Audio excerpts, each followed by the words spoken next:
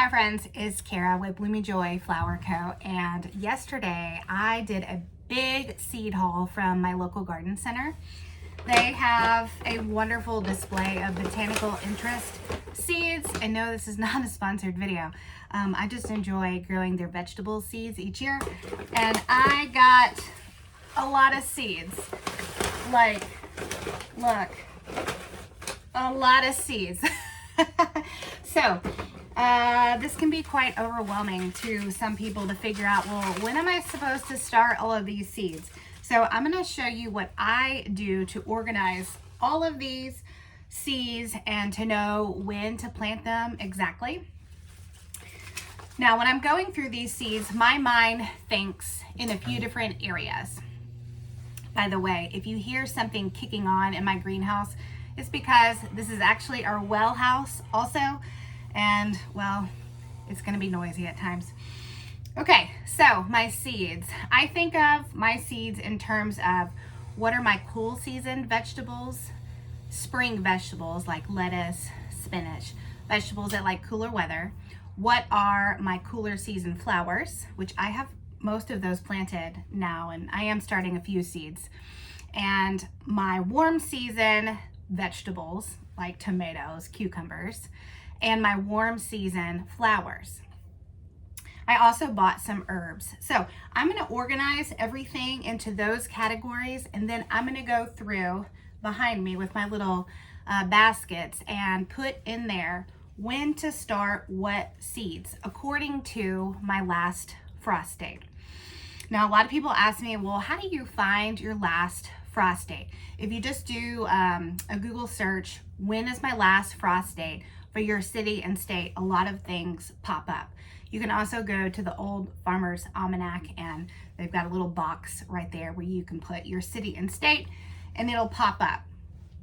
I am just outside of the Nashville, Tennessee area. Typically my last frost date is about April 15th. I'm zone 7, but when I put my specific city in the Old Farmer's Almanac, it says that mine is about April 21st for my last frost date. And my first frost date, which that's typically in the fall, is around October 15th. And those are really important dates to know when you are planting some of these annual seeds. I find with vegetable seeds, that holds true more so, but for a lot of these cut flower seeds, I have to tell you, the seed packets aren't always right. We kind of do things differently in the cut flower world. So anyways, let's get to organizing these seeds and I will show you what I got. Okay, this is gonna be my cool season flowers.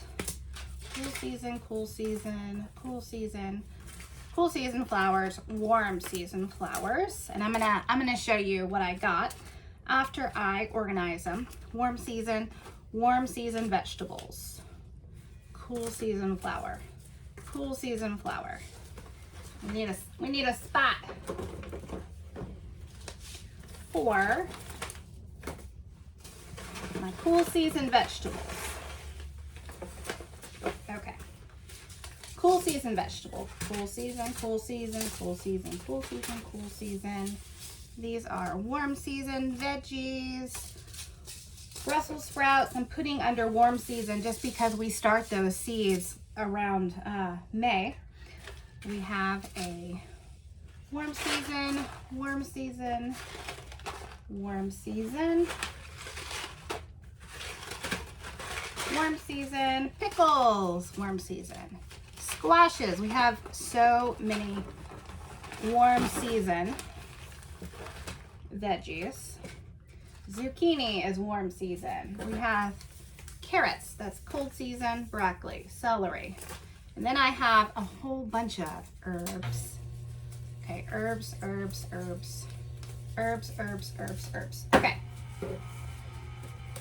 All right, now that I have everything separated out, let me show you what I got real quick. All right, for my cool season vegetables, and note, I have a whole seed catalog in there with a lot of other vegetables too. Like I've already planted lettuce and carrots and spinach. So this is just what I bought yesterday. We bought some broccoli. Celery. I use a lot of celery. My goal this year is to grow most of our food.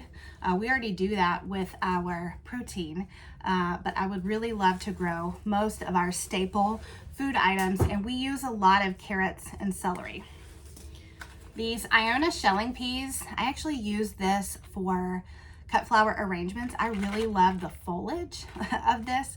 It gives a little vase arrangement a very whimsical feel, but you can also eat these pods too, so it's like a dual purpose.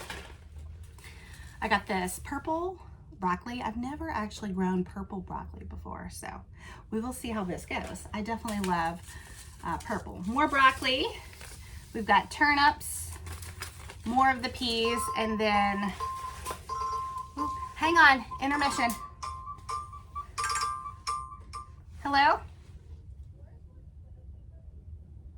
I've got more toilet paper in my bathroom.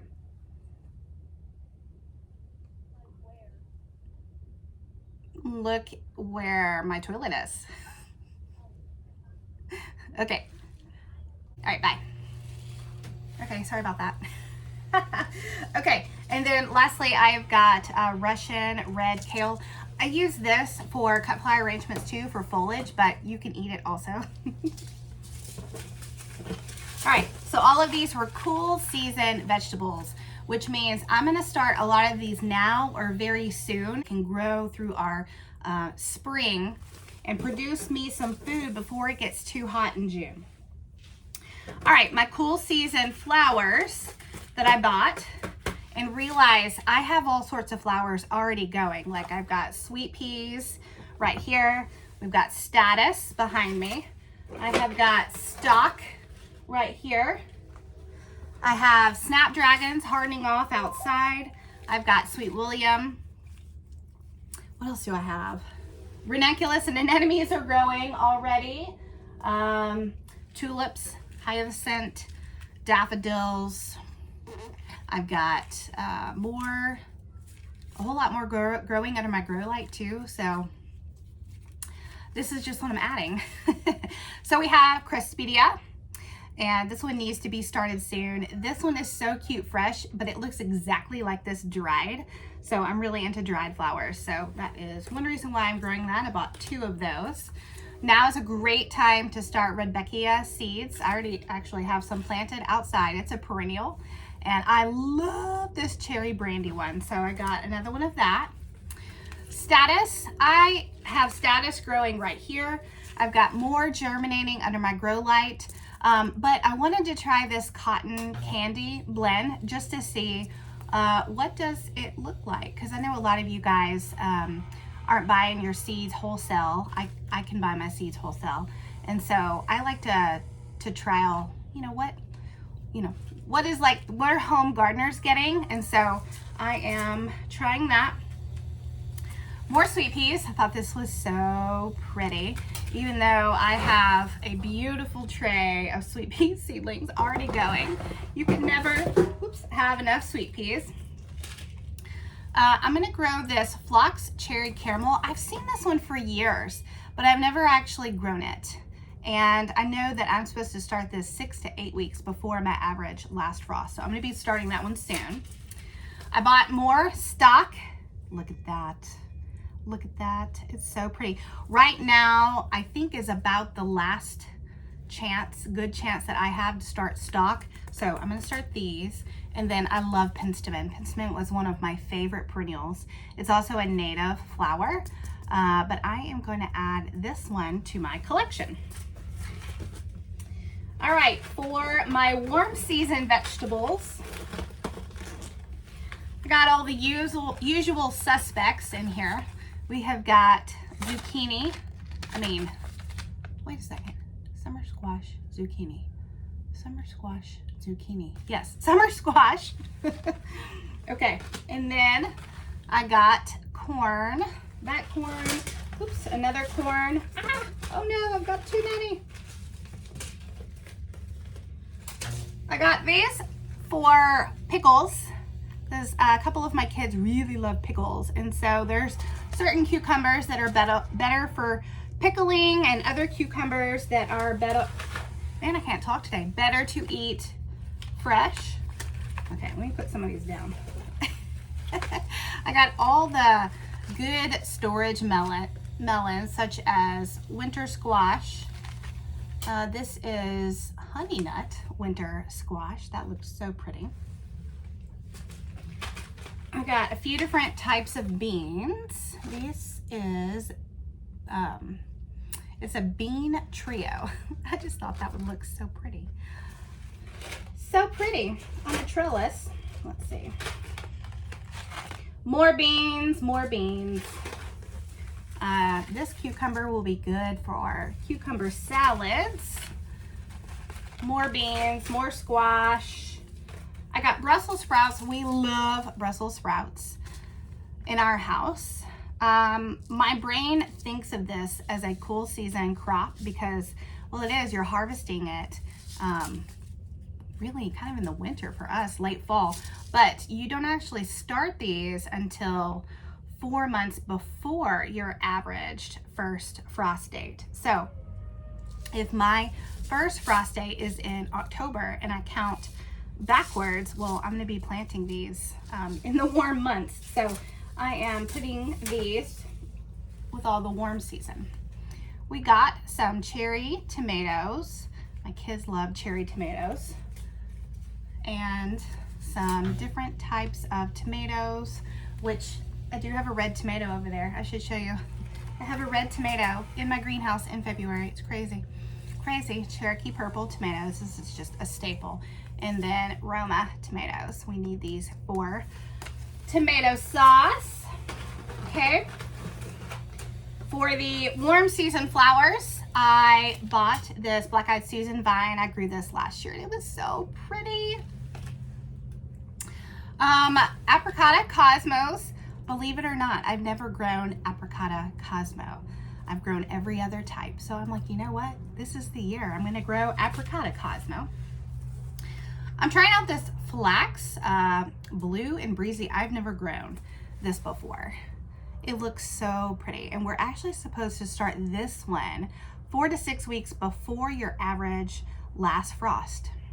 So, all right, hot biscuit amaranth.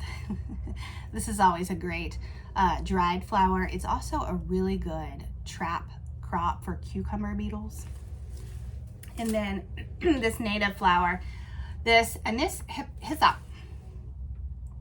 I love hyssop. Love hyssop. All right, the last group of seeds that I got are all herbs. We got chamomile. I grow this every year. It's great to dry for teas. Sage. Have to have sage, especially at Thanksgiving. And I have chives, oregano, of course, lavender. Now lavender, I really should have started before now, like a month ago, but I'm gonna go ahead and give it a go. You know, my growing season is very long, so I think it'll be just fine. Thyme, rosemary. I could have started this one before now too, but we're gonna give rosemary a go. I have taken, I have propagated rosemary and lavender through cuttings from plants, and I've not actually grown them by seed, but I'm gonna try this year because I love seed starting so much. Basil, I always have a plethora of basils in my arsenal.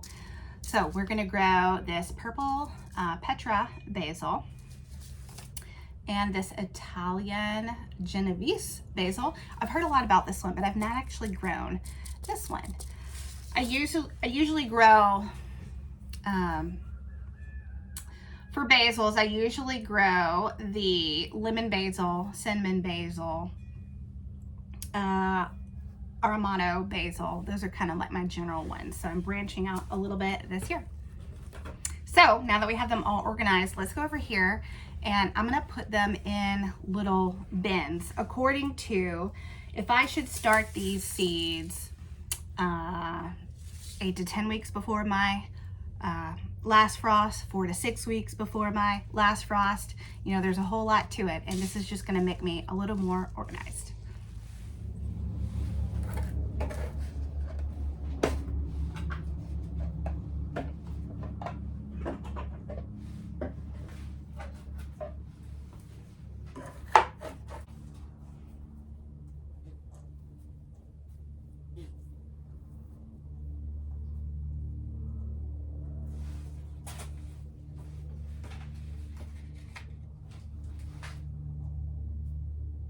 I have all of my little containers right here, and within my containers I have a little note that says all of the usual week time frames that seed packets have. Like this one is 8 to 10 weeks before last frost, BLF.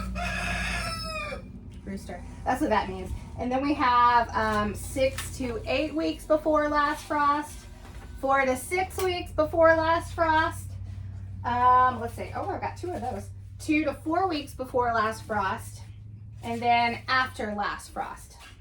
This handful right here, these are turnips, and this says that it's recommended to sow outside 2 to 4 weeks before your average last frost date.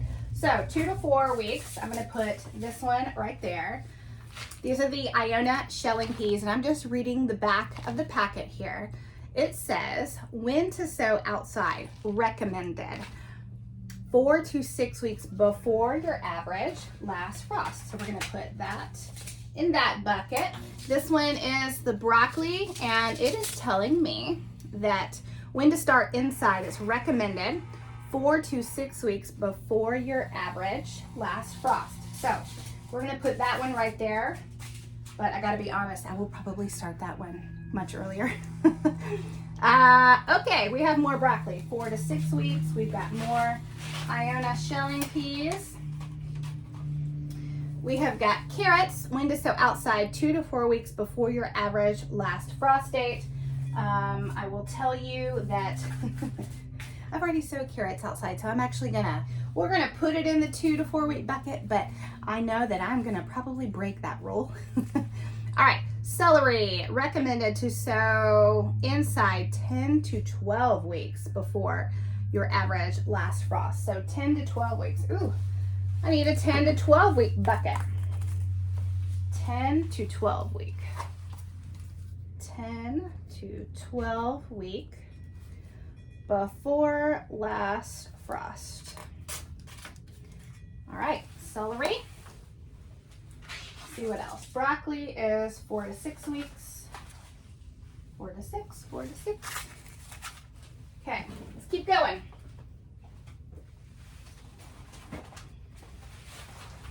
Tomatoes, everybody's favorite tomato. We have got 4 to 6 weeks before, start inside 4 to 6 weeks before transplanting, okay?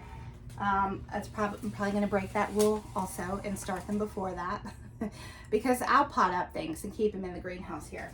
More tomatoes, but this will just give me a general idea. Same thing, 4 to 6 weeks. Brussels sprouts will be after my last frost. We are going to, butternut squash is definitely after your last frost. Same with beans, cucumbers. It's windy. Beans, more squash, all of this I already know is after my last frost. We've got more summer crops, all of this is after. Kale, 4 to 6 weeks inside. I've already started some of those. I break the rules all the time. Basil is definitely going to be after my last frost. Of course, you can start it inside beforehand, but this is just in general. If I didn't know I could break all these rules, what would I be doing? English thyme. 6 to 8 weeks before your average last frost. I know that I can start that one earlier. Lavender, I really need to be starting now. We have oregano, 6 to 8 weeks before your average last frost. Common chives, we have 4 to 6 weeks. Sage, 6 to 8 weeks, and then chamomile 4 to 6 weeks. Okay. All right. Here is my last packet of seeds. Penstemon 6 to 8 weeks before. Stock, that's a now. I know that. Phlox 6 to 8 weeks before your average last frost. We're going to put you in that bucket. Sweet peas are now. Hyssop is 4 to 6 weeks. Amaranth, that is after. Status, that's a now. I already just know that. The flax is 4 to 6 weeks. Black-eyed Susan is now. Cosmos, it says 4 to 6 weeks before your average last frost date, which I know that you can, but I'm going to be starting so many other seeds. I'm probably not going to do that, so we're actually going to put her in the 2 to 4 week bucket. Crispedia is now. I'm going to start that now. Let's see. Yes, Crispedia is 6 to 8 weeks before your average last frost.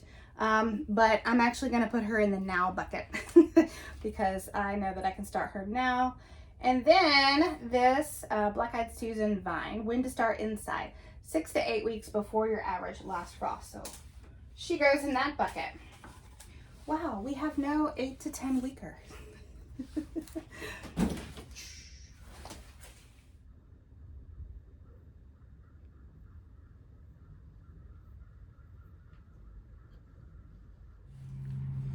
So now that I have everything organized in my little buckets, to help me be even more organized, I'm gonna write it down on my calendar. And I have this beautiful plant calendar from Walter's Gardens. They're a really great perennial wholesale company. So what I'm gonna do first is I'm gonna mark my average last frost date on here. Now, realize it's just an average last frost date. Can you have a frost after your average last frost date? Totally. So this is just an average, and if you are wanting to plant out around your average last frost date, I would just make sure that you are looking at your 7-day forecast to make sure there's no surprises. So, okay, so my average last frost date is April 21st. So I'm going to put last frost date. So LFD. Okay? And this is important because what we're going to do now is we're going to count backwards. If you noticed, all of those that we put into buckets, you know, they said like 8 to 10 weeks before last frost, 4 to 6 weeks before last frost. And what I'm going to do is I'm going to mark it on my calendar on here.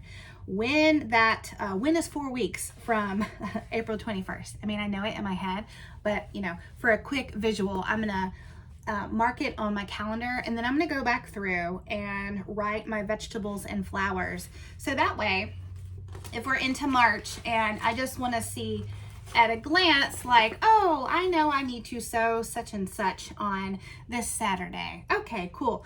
All right, oh, I should get this sown on the 29th, just so I have it in my head. So what I'm gonna do now is I have my average last frost date marked on here, and I'm gonna count backwards 10 weeks. And so what I'm gonna do, since mine is last frost date, April 21st, the 14th, I'm gonna put a 1.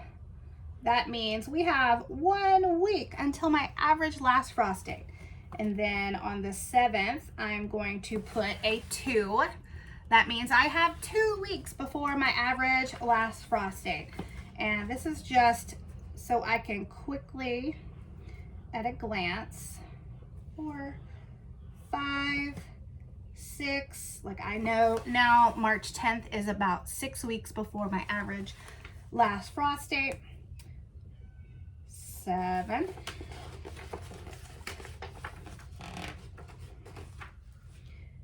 8, 9, 10, 11. I'm going to stop at 11 because, well, today is February 2nd, and 11 weeks before my last frost date is February 3rd. All right, so now that I have all this, I'm going to work with the seeds that need to be started the soonest.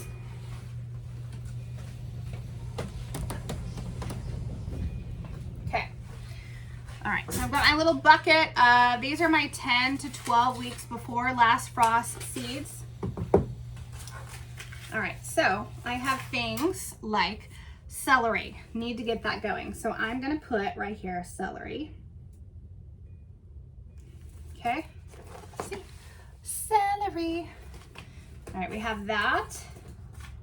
I'm gonna go ahead and start Cresspedia early, even though it tells me 6 to 8 weeks, but I know that I can start it a little bit earlier than that. With these cool season flowers, the back of the seed packets don't always tell you the time frame that a lot of flower farmers are starting the seeds. Like they've kind of learned they can push the limits. All right, Black-Eyed Susans. I've been starting Black-Eyed Susans in the fall and in January for years now. So we are gonna start that one. Right there, status, I know I need to start right now. Sweet peas. Stock. We have lavender.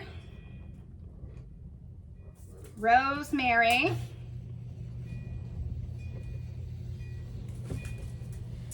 Yeah, okay. We have a whole lot of seeds. We can already start. The next bucket is my 6 to 8 weeks before my last frost. So I just go to my calendar and I don't even have to do any counting anymore. I can just find my 8 because I am going to start there. So that means the latest-ish. Side note, as I'm watching this video back, I meant the earliest to start the seeds, not latest. I can start it is about 8 weeks before my last frost. If I'm busy, you know, I've got a couple week buffer, and if I don't start them then, like, it's probably okay. So we're gonna put Black-Eyed Susan,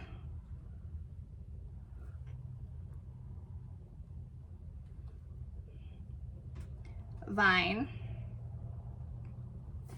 In all honesty, I could start this now because I'm starting other Rudbeckias and just kind of hang on to it if it's frost sensitive, which it is.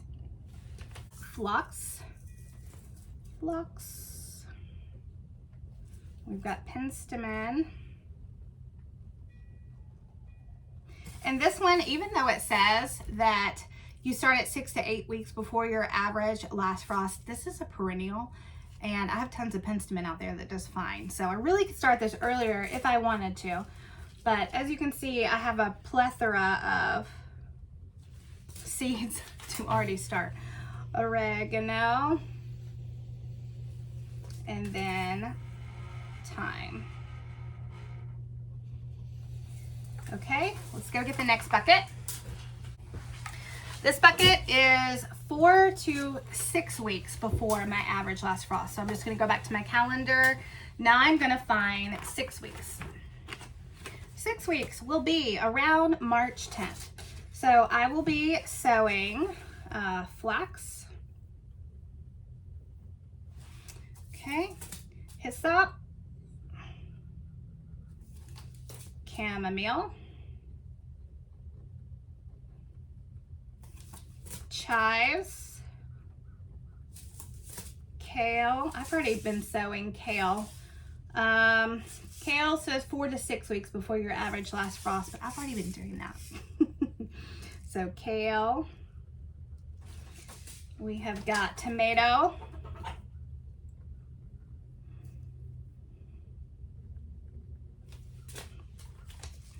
Tomato, tomato, tomato, tomato.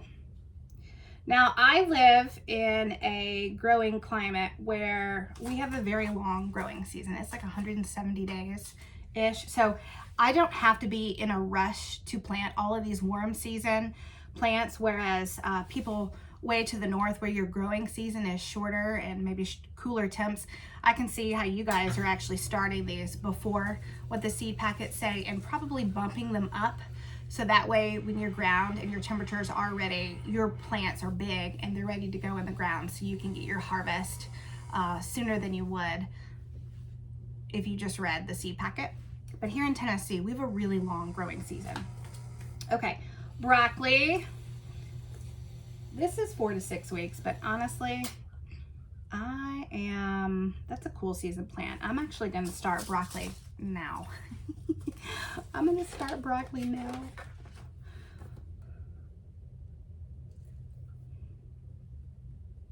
Broccoli, I'm gonna put in this bin. All right, and Iona shelling peas. So,